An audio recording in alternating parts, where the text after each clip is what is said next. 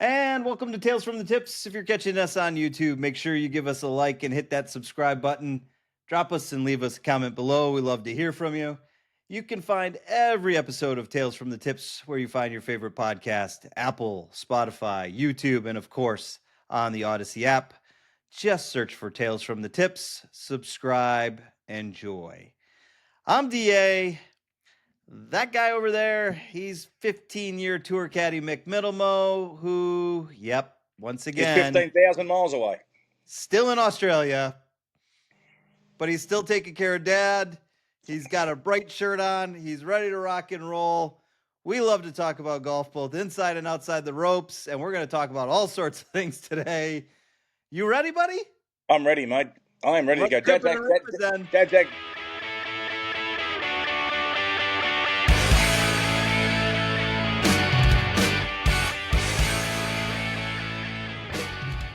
Dad's actually with me today. He's sitting on the couch over there doing his exercises. He's doing a phenomenal job. Well, way to start round two. Now, I will say this: executive producer Kim has already told me that we are already in round two. I was like, no, we were just doing Masters stuff, and she goes, "Do you not understand how the numerical system works?" And I was like, "I understand how the numerical system works. We go 1 to 2 to 18 to 19." She goes, but those are special episodes. So I go, "We didn't count Alex's episode," and she goes, "Well, you should have." And I'm like, see? well, I go, "Now you've just thrown off our rounds." I go, "Well, we're starting round two now." I go, "We're finally like we double bogeyed a couple holes then to start, or we had a couple eagles because we crushed roared it during our Masters coverage." So we roared it with a double bogey or four. Anyway, we talked about that. Move on. Yeah, we touched on that. That if you want to listen about double bogeys and Rory and our excitement about the Masters, check out our recap episode. You'll enjoy it. Mick and I have all sorts of fun things happening during that thing. All right, so we have a lot to catch up on since you've been busy taking care of Dad. And have you been playing any golf? No, none whatsoever. Haven't picked up a club in 3 months. Okay, this is a problem, Mick. You understand this. This is tournament season. This is outing season. Like a good racehorse, I'll come back fresh and relaxed and breathing ready. No bad mojo, no bad. You don't have any bad swing thoughts? No bad swing thoughts, because I'll just be like, well, this can't be that bad, and then I'll just come out flushing it for 9 holes, and then I'll think I'm good again, and then I'll go back to the old me. More double bogeys than Rory. There's your second shot at Rory in this episode already, and we are like 10 minutes into the episode. Okay, you are missing outings. I'm just letting you know that. I know. I will update you on how we're doing. I had to skip one on Monday because, candidly, the Monday after the Masters and after spring break ended, I needed to be back in the office. So you skipped the golf outing for that? Yeah. Wow. Yeah. Oh. I missed it. And I heard it. I heard it was a good one. So where was it at? Which course? What's that? What course was it at? I'd rather not give that info out since we missed it. So I'll fill you in on at a different time. Well, we're not allowed to do shameless plugs for courses we.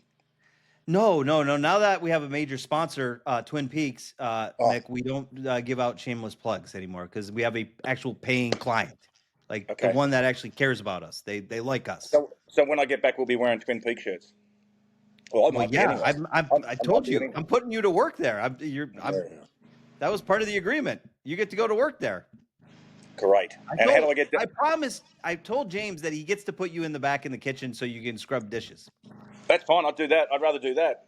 Then I'd be able to take my days off to play golf. Anyway, move on. I don't want to talk about my employment. Well, hey, listen. All joking aside, we do have to. Obviously, you and I really haven't had a chance to really talk a lot about it. But yeah, we have an amazing partnership now with our folks at Twin Peaks, our Lacima restaurant group. By the way, the reason that we are doing this is because they are such huge golf fans, and James and Billy and that entire team. They get around, they get out on the golf course quite a bit. I think we're in pretty good shape with those guys. Mick, Just on a Our side baseball note, team. just on a side note for that, I have some Okay. great photos of the last time my parents were in Australia. And unfortunately, my mum passed away 3 years ago. But the last time she was in Atlanta, I took mum and dad to Twin Peaks, and I have some great photos of my dad hanging out with some Twin Peaks employees, shall we say? Fantastic. Yeah, Well, send Dad them has to me and we'll post them. big smile on his face for my father. Well, we got to get Dad back. Yeah. Anyway, move on. I think he's We're still moving look. on. He's sitting on the Mick. couch over there, still smiling, thinking about it. Yeah, well, I mean, Mick, our baseball team, Mick, Who? the Braves. Not your That's your baseball team. No, Mick, those are our Braves. We live and die Atlanta sports, Mick. Don't, I don't, know. don't. I know, but I know you're a Cubs fan and I'm a Tigers fan, but Mick, I know. I know. I've been watching the this batting averages. town They're is awesome. this town's insufferable right now. Their batting averages look like my bank account. What? they keep going in the wrong direction. Yeah, I know. wrong direction. Decimal points keep going the wrong way. It's horrific. They I mean, stink. Their pitching is horrible. Their batting is horrible. Soon you'll be able to get $10 tickets again. This will be back to the normal Braves of 30 years ago. oh, don't say that. It's been bad. Oh, I know. I watch, and honestly, I am a diehard Cubs fan, as you know, and obviously I watch more Cubs, and I'm in tune of what's going on there. But I do check the scores every day. I check the averages. I check everything because I'm a huge sports guy, as you know, and I love my Yep. baseball. So yes, I do follow the Braves because I want them to do well. I think it's great for the city of Atlanta and it's great for everybody, but they just suck at the moment. I'm telling you, it's at least we have a championship team here. You know, our Atlanta Drive. I don't have one of those. No one Well, sent me one. when you get back, you get a shirt. Oh, I just thought the mail. I thought they didn't send mail to Australia now. I thought that might have been one of the new rules. I'm not paying to send that to you. You probably would have been on a plane on the way back. You never know how this mail system works these days. Yeah, So, good point. okay, I got to ask you about the football club. Which How one? they doing? My Collingwood. Yeah, your football club. Collingwood are having a great season so far. They're 1-4. No, sorry, they're 1-4. 4-1. 4-1. Oh, they're 4-1. Okay. 4-1, sitting fourth on the ladder, as we call it, or the table, or the standings, as if I have to American it down. We play last year's reigning champions tonight, actually. Okay. The Brisbane Lions and the Collingwood Magpies, who's dad and my team, as I mentioned in the last episode. We get a little fired up when we're watching it. There'll be a few beers and maybe a couple of JMOs as we're watching it tonight, getting all fired up. So we do love our Collingwood Football Club here in Melbourne, Australia. I do anyway, and so's my dad. You're ready. You guys are going to hit the bar. Yeah, and we're seriously the most hated team. I kind of figure we're like the Yankees of Australia, but without the success. Oh, everybody hates need the success to go with it if you're going to be that hated. Yeah, we have the biggest fan base. We have the most supporters. I mean, we are diehard. There's a lot of jokes about Collingwood people not having all their teeth and stuff like that, and things like that. So you're the equivalent of the Dallas Cowboys. Yeah, no, we've actually won something. We actually won the championship 2 years ago. So there you go. All right. Okay. So let's get this thing started. As you and I have always talked about, and one of the things that when we even open up the show, we talk about all things inside and outside the ropes, and that's competitive golf from any level. The one thing that you and I are both very passionate about, obviously, is amateur golf. And I'm not talking about what you and I do these days. None of this golf outing stuff. I'm actually talking about people that actually carry real handicaps and play in real tournaments on real golf courses. Mm-hmm. So I want to focus right now on the U.S. Women's 4-ball that's going to happen at Oklahoma City Golf and Country Club, at the U.S. Amateur 4-ball in Plainfield at Plainfield Country Club in Edison, New Jersey. And folks, for those that want more information, go to your local section, your golf section. Here in Georgia, for example, it's the GSGA. Go to usga.org. And take a look. And also, both Mick and I will say this because we both have GIN handicaps. Get your handicap. Really post your scores. Don't. No. Mick and I, we tease Americans like to throw the mulligan, which is cheating. But no, play a few rounds. Get your actual handicap. We want to hear from you guys. Tell us about your local, your sectional, your regional. Drop us a note on X, Instagram. Send us your videos. We want to talk about it. We want to be able to talk about it. But Mick, I mean, really, with the Masters, it's the unofficial but official start of golf season, and so all of these amateur tournaments are starting to fire up. I got to ask you this question though, because I was talking with one of our guys, and we talk about him every now and then. Michael, in these early qualifiers, you're not allowed to take caddies. Yeah, I've never understood that by any stretch of the imagination. I don't know. I haven't really delved into why, but I don't understand why you can't take a caddy or you have your dad caddy for you and help you carry the bag and give you along the way. I don't know whether they think maybe some people get caddies, it's a leg up or it helps them more. But yeah, I've never understood that rule, and I probably never will, because I think you should be able to take a caddy anytime you go out. I mean, it's your local club. If you want to take a caddy, you can take a caddy during the club championship. So why not get on the AMs? Yeah, it's mind-boggling to me. Yeah, and I look at it for a couple reasons. I mean, obviously, if you've got a caddy, now you've got another set of eyes. You Yeah. speed up play. You also have people that typically caddies. You know the rules of golf. So if you do have a question and you're not always waiting for a rules official, or if you're waiting for a rules official, you can move the game along. Plus, some of these kids, and I know I was talking with James about it the other day. Nina can't have a caddy out on the course. She's 16. I'm like, I don't understand that. Like at that level, that's when they should be getting used to having a caddy alongside of them. Um, Yeah, just to you have know, some it, help along the way. Yeah, exactly right, and give some insight and a little coaching along the way. I guess maybe because they don't have enough rules officials out there and stuff like that. I can't remember, it was a couple of years ago with a caddy in one of the AMs. I think it was the US AM who decided just to test the sand. Put his hand in there to see what sort of sand it was, and yeah, that's the end of that hole. You lose that hole. yeah, So I guess there's a lot of caddies that they don't know the rules. They're just friends and they just want to walk around and they think they're going to help by doing things like that. And at the end, it can be detrimental. So I guess maybe they're just looking for more experienced caddies and someone just I'll carry your bag for you and help you out. Like Happy Gilmore or something like that sort of thing. But yeah, yeah. I don't understand it. Yeah, and it was just one of those things, and I know we want to get more into talking about some of these locals, and obviously we'll talk about the M's, and we also want to talk about what's going on there in Australia and all across the world with amateur golf as it continues to grow. I was listening to a podcast today, and they were talking about the influence of YouTube golf and how all these young kids are getting into it, and it's positive and negative effects on the game of golf itself because these kids are watching them online and it's so edited versus the long they called it actually literally called a PGA broadcast long form viewing, and I was like, if you think that's long form, like I don't That's understand how not you long form can't. viewing. Yeah, I don't. I was like, and it's a guy I absolutely respect, and he's done an amazing job as a YouTuber. But at the same time, I'm like going, there is a better balance out there, and I think both the PGA Tour and even Live. I mean, say what you want in the European Tour, Australian Tour. I think all these tours need to get together and figure out how to work with some more of these creators. Guys like us even and helping grow the game because that's where it's going to be at.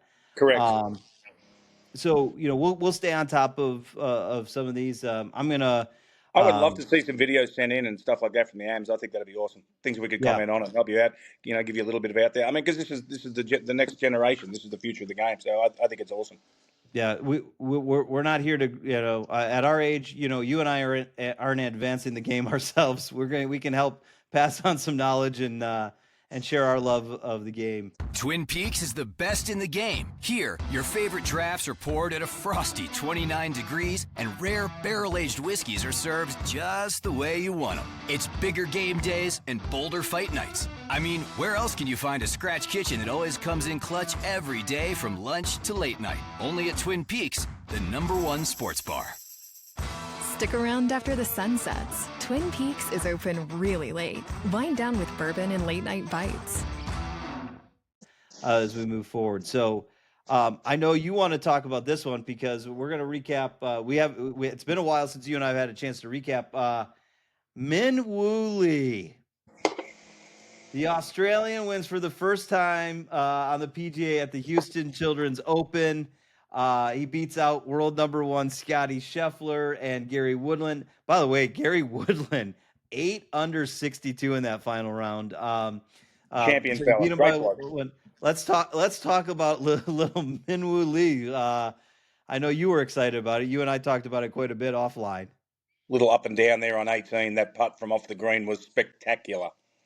Oh, Spectacular. filthy! How good that Right. was. And then, of course, he comes out and wins, and then Jason Day gave him a little bit of a spray in the Australian newspapers. I don't know if you know about that. That he's never going to he's never going to get to his potential if he doesn't change his lifestyle. Wow. Really? I'm not. Little Yeah, that was Aussie, that, a lot of Aussie little, battle going on, little huh? Aussie band. Now they're great friends. They play practice rounds together. They're great mates. They played practice rounds together at Augusta. But he came out in the Australian papers, and it was like a huge, big 2-page spread about how he needs to basically pull his head in, and if he wants to be the best player in the world, he's going to have to change his work ethic. Well, I mean, how old is Minwoo Lee? Yeah, he's not like 24 or something like that. He's old. So he's not. I mean, he's not old. come on. What were you doing at 24 years of age? I know what I was doing. Can't Probably remember not that something far I can back. mention on this podcast. That's for sure. Playing not too far back. And look, and Jason Day, I get where he's coming from because I know Jason very well. And as I've said in the past, when Jason first moved to the States, he lived across the street from me in Orlando when I lived with Jared Lyle. And his work ethic at that age, when he was, number one or number two amateur in the world, was unbelievable how good his work ethic was. I mean, he was phenomenal. Yeah, and as I said, even if he wasn't on the range, we were out at putt courses practicing putt. Believe it or not, as we've been through before. But I yeah, believe there's a ball that was hit yeah, out of bounds. on I-4 again. Yes. When we get to the Tour Championship, I'll remind him of that, and we can have that little interview. I can promise you. I'm sure he'll be there. I have a feeling our bar bill and our food tab is going to be pretty high that week with you and I going out to get together with some of these guys. Surely we got a corporate card by then. No, We're going to Twin Peaks. fact. There you go. Twin Peaks in Buckhead. Great place if you've never been there. Wonderful bar. Okay. Next, the Georgia Bulldog, and most importantly, the 2023 Open champion, Brian Harman, back in the winner's circle finally at the Valero Texas Open. Nasty conditions at TPC for that weekend round. Yeah, I've been there. I've been to that course maybe 4 or 5 times. That place can get wickedly hard in the wind. The first year it was played there, it was like I literally walked that golf course and said, "No one wants to shoot under par here." Yeah. I was like, "There's no," but they did. But I mean, it was like the course was so difficult. I mean, you just hit it 4 feet off the fairway, and it was just all the shrubs and bushes. Like Kevin Na had his 16 there, I think, in that first tournament. And yeah, the wind gets up there, and it's just it's like an open golf course, and the wind blows, and it can be a tough challenge. Yeah, and the temps dropped. I mean, I think some of the guys were warming up on the range for those early morning rounds in the mid 30s, upper 30s, low 40s. Shoots +3 on the weekend and still wins. Yeah, Crazy. that just goes to show how difficult the conditions were. Yeah. Okay. So my favorite part, we start talking about places Mick likes to visit for upcoming events. So obviously this week we've got the HBC Heritage at Harbortown in Hilton Head, and I know you have been there. Also, though, Mick, and I know that one is now a signature event. So they've also got a full field event at the Corrales Punta Cana Championship in the Dominican Republic. Mick, have you ever been to Punta Cana? I wouldn't even know where it was, mate. Okay, it's in the Dominican Republic. Maybe we'll get some media credentials. We'll go down next year for that one. I haven't been to that one. No. Well, there's a good one. It's Zach Brown band. We'll put our tushy somewhere and our toes into something. So, Hilton Head. Talk to me about HB. I mean, I love Harbortown. I love watching that tournament. Obviously the iconic tower in the back in the lighthouse. What was it about Harbor Town that you enjoyed about that golf course? And then also, what was the nightlife like? I know it's a sleepy town because I just had some buddies take their families there for spring break here this past week here from Georgia. What was it like for you guys when you were there in Hilton Head? Hilton Head is a incredible place. The good thing about Hilton Head is that's the probably one tournament of the year where I played a lot of golf. Really? Yeah, I actually played a lot of golf there. So I had a friend of mine who had an apartment in the Shipyard, a place called the Shipyard there, where there's a golf course, and they would let the caddies play for free. So Fooch and I and a few of the boys, we'd go out and play, 3-4 times a week there. After rounds or after practice rounds and stuff like that, whether it was 9 holes or just go out and hit a few shots and stuff like that. So we actually played a little bit of golf. The clubs usually made the trip with me on that one. Oh, nice. Oh, you've never told me that. I can't tell you everything, mate. You're not like my 3 ex-wives. I didn't tell them everything either. But so and look what happened there. Look what happened. Yeah, exactly. Yeah. But, Mm-hmm. So, yeah.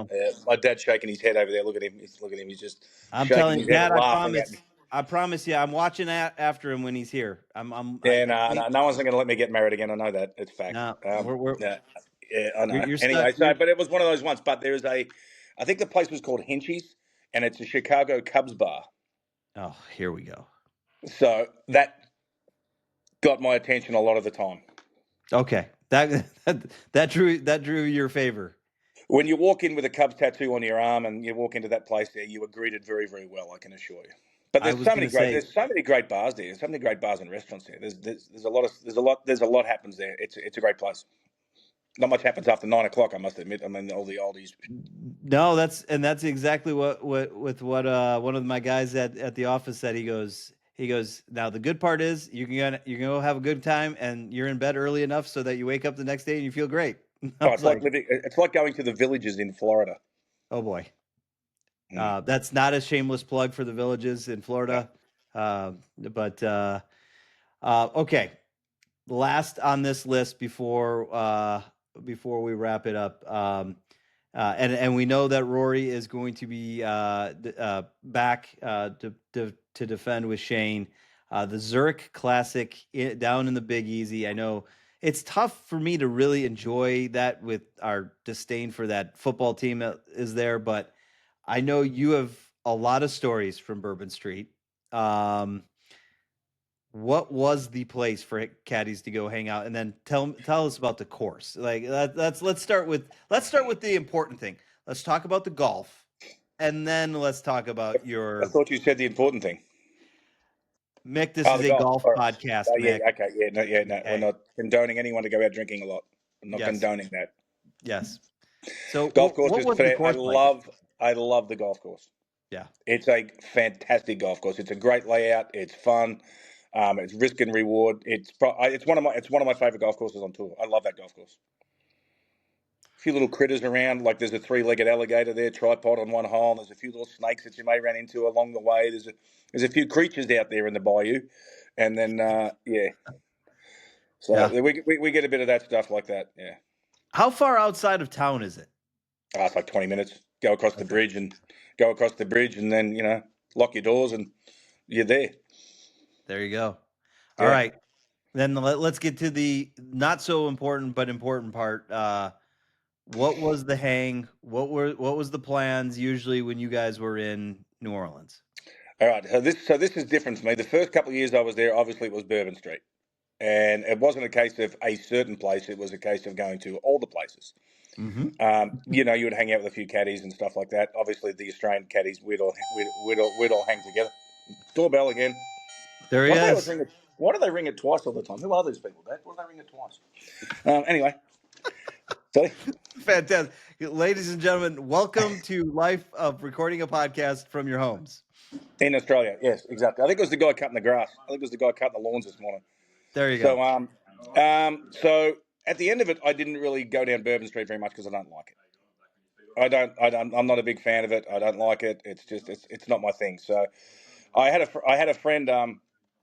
I had a friend who had an apartment on Magazine Street in New Orleans. Great place. And there was a bar there called Henry's. And so I didn't feel like I used to just stay by myself in New Orleans. So I was by myself at this stage. So, and I didn't feel like driving into town and stuff like that. So I just decided to go for a walk down Magazine Street to check it out. And I find this little bar called Henry's. I walk in there. Bartender Tim was his name. It's cash only. They don't take credit cards or anything like that. It's a cash only bar. There's no debit cards, credit cards. They don't even think about that. It's been there for like 105 years. It is the best dive bar I have ever been to in America. Really? Unbelievable place. And and I'm still friends with all the regulars there and stuff. We're all friends on Facebook. They always reach out to me, Falcons and Saints games and things like that. The best dive bar I've ever been to in America. Unbelievable place. And it's got a history. Like there's a whole bunch of FBI stuff on the walls because Lee Harvey Oswald used to come in there, and like there used to be a grocery store next door. Lee Harvey Oswald used to go in there. So it's just got like this all this memorabilia and stuff on the walls, and it's just all the regulars, just these diehard Saints fans, but they're just the nicest people. I mean, they'll do anything for you. I mean, I was giving away 20 tickets a time for these guys to come to the golf, and fortunately enough, there's my pictures on the wall there with a few of the regulars and stuff like that. But yeah, what a unbelievable place. Henry's on Magazine Street. Steve is the owner. Henry's on Magazine Street. There's your shout out. Yeah, great place. Not as good as Twin Peaks, by the way. Nope. No, definitely not as good as Twin Peaks, but the best dive bar in America. Big call right there. There you go. All right, buddy. You got anything else? Are you good? I'm good, mate. I'm good. I'm going to, I don't know what I'm going to do for the rest of the day. It's a beautiful sunny day here in Australia. Go hit the course. Go work on your game. I didn't bring my clubs with me. So good. Borrow Dad's. Yeah, okay. The old Nicholas 1 iron, the Persimmon Woods. I don't know how I'd go with those ones. Well, you did hit a 2 iron until you sold that, so Well, that's because I was trying to enhance the game of one of our friends. And then you pulled a hamstring hitting it too. So maybe let's stay away from the 1 iron. I'll probably go and do some exercise this afternoon because I need to. I'm getting fat. So sitting here drinking all the good Australian beer. All right. Well, thanks for teeing up with us. Follow us on Instagram, X, TikTok, and of course on YouTube. For all of our new episodes, shorts, and of course our best content. Check out Mick, by the way, from the Masters. He joined a local radio station. He became a big celebrity here during Masters Week. So check those out. We hope your drives are straight, your putts are short, and your scores are low as we tee it up on Tales from the Tips. We'll see you next time. See you next time. Go Magpies.